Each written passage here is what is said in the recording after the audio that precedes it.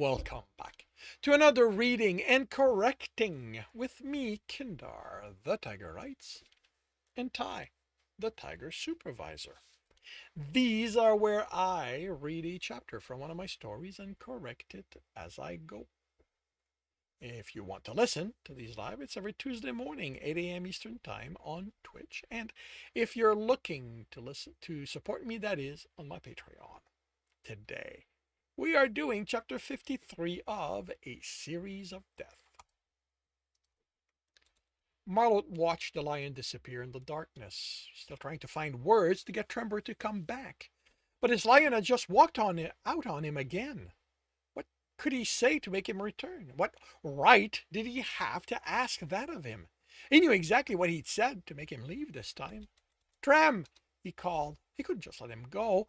He'd come here to fix things, and even if he'd made them worse, he was still going to fix this. Trem, please, I'm sorry. I know. Fuck.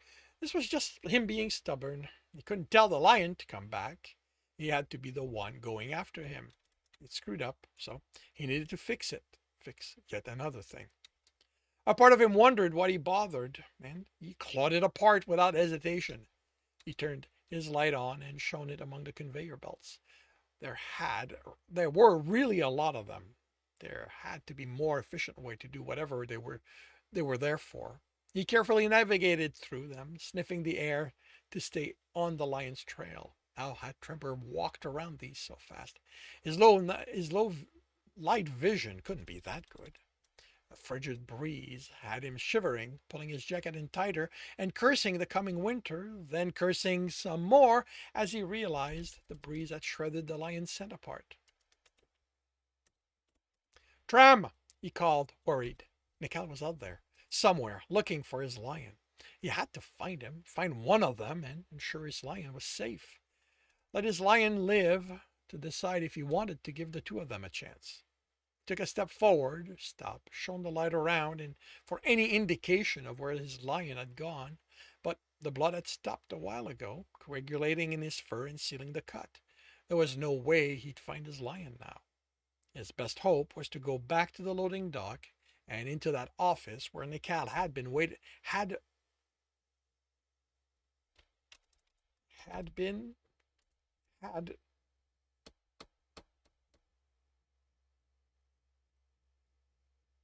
waiting. Okay, yeah, they've seen him there. Had been waiting for him. Hopefully, he was still there and not somewhere down here stalking Trembor. He motioned. He followed his own scent back, mulling over what he'd done. Why had a simple injury, the scent of blood, knowing it was his lion's blood, made him irrationally overprotective? He cared about the lion, but was Trembor right? Did he think of him as his possession? Marlowe didn't think so. He didn't want to think so. He'd overreacted, that was true. But then hadn't Trembor done the same? Hadn't Marlowe deserved the chance to explain, to at least say he was sorry for overreacting? Instead, the lion had again, he cursed softly. I'm making this his fault again. It had been his first reaction from the start, blaming the lion. It wasn't until he'd seen what Gorek had done to the cougar, gotten a sense of what that lion had done to his, that Marlot had begun looking at his behavior. He let out a breath. Once this is over, I need to talk with a counselor. He stopped and shone the light around, searching the darkness. No luck. The hair hadn't shown up now that Marlot had the sense of what to do to fix this. You just couldn't be that kind of accommodating, could you, Nikal? The snort made him turn, shine the light around, searching, realizing he'd made the basic mistake of not looking up when the weight fell on him and sent him to the ground, head nearly colliding with a conveyor. Accommodating? The hair snarled. Don't you fucking talk about me accommodating you. I gave you everything you needed to get your lion back, and I have to stand here and watch you screw that up too. Marlot stood, surprised he'd kept hold of his pad. The hair was on the other side of the little space the belt gave them, wearing pants and shirt in muddled gray that made it difficult to make him out in the light from his pad and the conveyors. Had he waited until Trembor stood here to attack? Do you have any idea how hard it was for me not to just drop down and kick some sense into both of you? You told me you wanted to fix this. It's not that easy. It's not that hard. The hare snarled back. Marlot stared at the hare. Hunters were insane, he reminded himself. He shouldn't expect him to make sense now. But the hare had been the one to decide to help. Shouldn't he know what to expect? Why do you think this is easy? Marlot wished he could put the pad away. They have both hands to strangle the hare with. First you attack him, and I was providing you with the motivation to show me you care. What? Before he could continue, the hare rushed him. Marlot stepped aside, barely avoiding the hare's claws or the conveyor that nearly clipped his shoulder. He punched, but the hare blocked before stepping back. And you keep refusing to use your claws, Marlot said. Nikal said. Do you understand? I have someone you care about. What I'll do to the lion if I'm the one to walk away from this? You have Trembor? Whatever the hare replied with was lost, the sound of his blood rushing. His vision narrowed. Prey stood before him, small, helpless prey, overconfident to be this calm before a predator like Marlot. The light shifted as he opened both hands. He was going to show that overgrown farmer what happened to prey that threatened someone he loved. The vicious smile on Nikal's face was as the light flickered off and on, accompanied by the sound of his pad hitting the concrete floor, brought Marlot back to reality. A reality where he didn't want to give in to an impulse to kill just because Nikal threatened Trembor. A reality where he wanted to prove to himself that after all the lies and rationalization, he could finally do the right thing.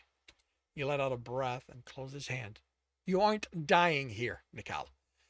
You have bodies to answer for. He moved to be as far from any conveyors and lowered himself to a crouch. The hare shook his head. You don't understand what you're doing.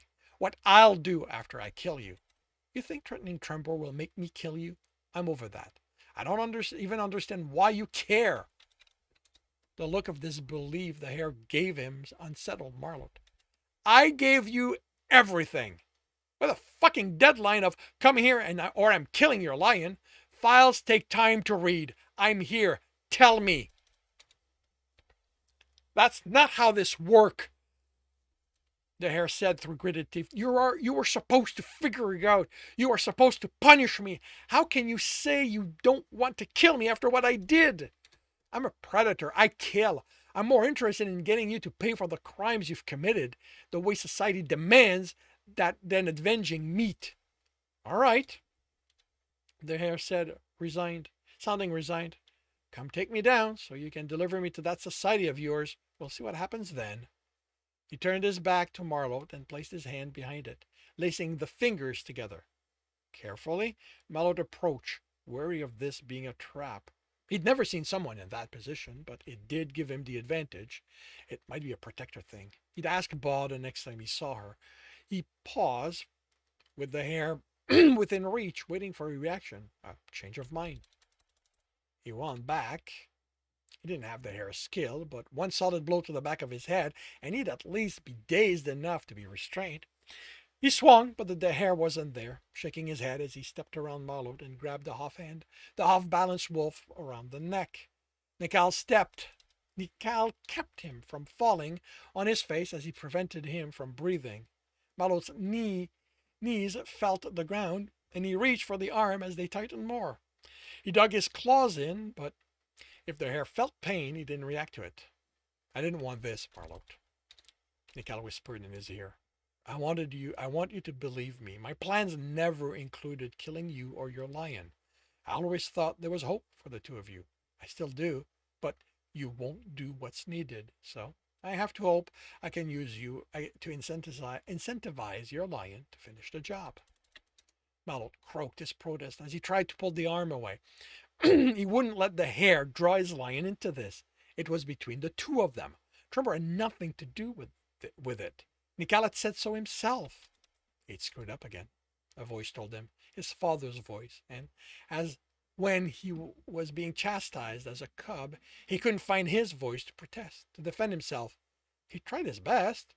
It wasn't his fault that if that wasn't enough for other people. And even if he had been able to protest, There was nothing but darkness left for him to speak to. And that concludes chapter 53 of A Series of Death. If you are enjoying this, please leave a like. If you want to know when the next chapter is going to be up, subscribe and hit the bell. If you want to read the book as well as the others in the series, they are available at all major e-retailer. If you want to support me, that is on my Patreon, where you can also get access to everything I've written. And if you want to listen to these live, it's every Tuesday morning, 8 a.m. Eastern Time on Twitch. The links are in the note, and with that, I shall wish you a good day.